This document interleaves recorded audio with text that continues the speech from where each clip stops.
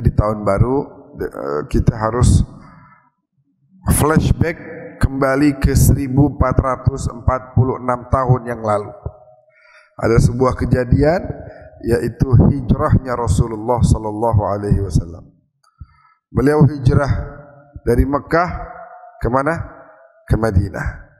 Hijrah membawa misi dakwah yang begitu besar, yang kemudian dakwah beliau sampai kemana-mana, termasuk sampai ke Indonesia tercinta, negeri kita. Ada banyak pelajaran, Pak. Ada pelajaran al-wafa, kesetiaan. Para sahabat Nabi diperintahkan oleh Nabi, ayo hijrah, ayo kita pindah ke Madinah. Itu mereka tinggalkan apa, Pak? Mereka tinggalkan rumahnya. Nggak gampang. Ada sekarang misalnya orang datang ke bapak-bapak nih, Pak, ayo kita hijrah yuk, kita tinggal di Papua, yuk kita berjuang dakwah di sono. Kita pikir, nih rumah saya bagaimana nih? Toko saya bagaimana? Toko saya. Duit saya bagaimana? Keluarga saya gimana? Nggak gampang. Nabi perintahkan para sahabat, ayo hijrah. Mereka tinggalkan rumahnya. Toko-toko mereka di Mekah tinggalin. Ya, mata pencaharian tinggalkan. Keluarga, ada keluarga yang belum beriman sama Nabi, mereka harus meninggalkan. Ya, demi taat sama Rasulullah. Ada kisah, namanya kisah apa tadi? Pelajaran apa? Kesetiaan.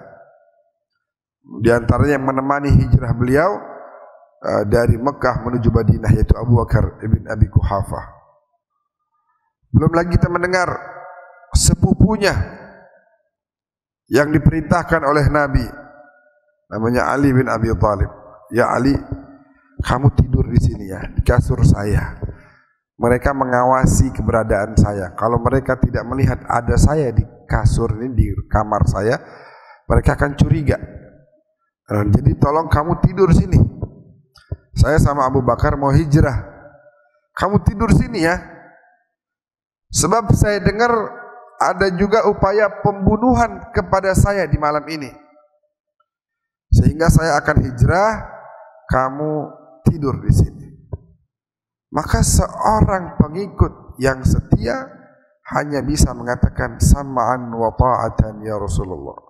Siap, taat, nurut, patuh atas perintah baginda. Ada satu pertanyaan doang. Pertanyaannya adalah, kan ada ancaman pembunuhan nih. Ada ancaman pembunuhan. Maka beliau hanya bertanya, ya Rasulullah, kira-kira engkau akan selamat apa enggak? Bukan nanya dirinya, kira-kira saya bakal selamat kan nih? Kan saya mau tidur di sini nih, dan ada orang datang tiba-tiba bunuh saya lagi. Enggak, beliau enggak pikirin itu. Beliau memikirkan, engkau selamat enggak ya Rasulullah? Aku akan selamat wahai Ali. Oke, kalau gitu saya tenang. Udah, istirahat di kasurnya Nabi Muhammad. Jadi ada kisah kesetiaan, ada juga pengorbanan, Pak. Pengorbanan. Kita mendengar Siti Khadijah berkorban dengan hartanya. Kita mendengar Bilal bin Rabah berkorban. Tubuhnya diletakkan di atas panasnya padang pasir. Diikat kedua tangan dan kakinya, ditimpakan bebatuan besar di atas tubuhnya. Diancam untuk supaya mengatakan Lata dan Uzza, tapi beliau hanya mengatakan Ahad, Ahad, Allah Maha Esa, Allah Maha Esa. Begitu pengorbanan itu perlu.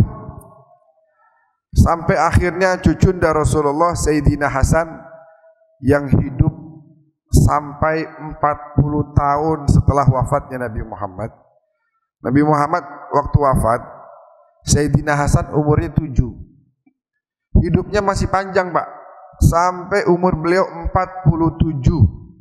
Kemudian beliau meninggal dunia. Enggak mudah perjalanan hidup beliau. Dikhianati oleh orang-orang yang mengaku cinta pada dirinya, ditusuk ya kakinya dalam sebuah perjalanan oleh sebuah pedang, belati yang sampai menyentuh dan menusuk kepada tulangnya. Belum lagi beliau diracun dengan racun yang merusak seluruh organ tubuhnya.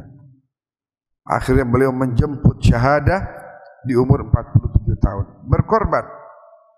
Begitu juga adiknya. Waktu Nabi wafat, umur Sayyidina Husain 6 tahun. Hidup masih 50 tahun sampai umur 56. Begitu juga berkorban demi Islam. Ketika waktu itu sudah ada orang yang jahat yang ingin merusak ajaran Islam, beliau berkorban demi agama yang dibawa oleh datuknya, yaitu Rasulullah sallallahu alaihi wasallam. Beserta para keluarga dan para sahabatnya berjuang demi Islam. Maka kita harus belajar dari beliau-beliau semua itu untuk juga memiliki semangat yang tinggi. Yang punya ilmu berkorban dengan ilmunya, sampaikan, ajarkan. Yang punya harta, sisihkan sebagian untuk Islam.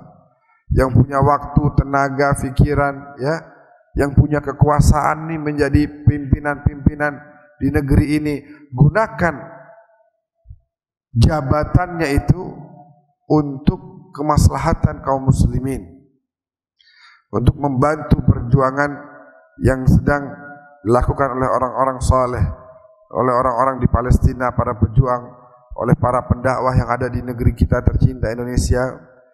Jangan sampai kita terpecah belah.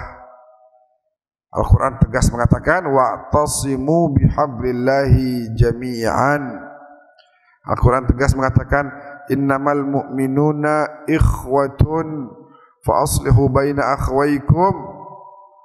Nabi dengan tegas mengatakan juga di akhir hayatnya, la tarji'u ba'di kuffara. Jangan kalau saya udah enggak ada kalian balik kepada kekufuran. Yadribu ba'dukum riqaba ba'dhin. Saya khawatir, saya takut, saya enggak mau, kata Nabi, nanti sebagian dari kalian menghantam sebagian yang lain, menindas, memukul, menghardik, mencaci. Saya enggak mau. Wa'tasimu bihablillahi jami'an. Bersatu padulah kalian dalam tali Allah. Nah, hari ini kalau ada orang yang berupaya memecah belah antara kaum muslimin, kita doain biar Allah kasih hidayah, karena mereka juga umatnya Nabi Muhammad sallallahu alaihi wasallam. Harapannya mudah-mudahan kita semua dapat ridhonya Allah, dapat cintanya Rasulullah sallallahu alaihi wasallam. Amin ya rabbal alamin.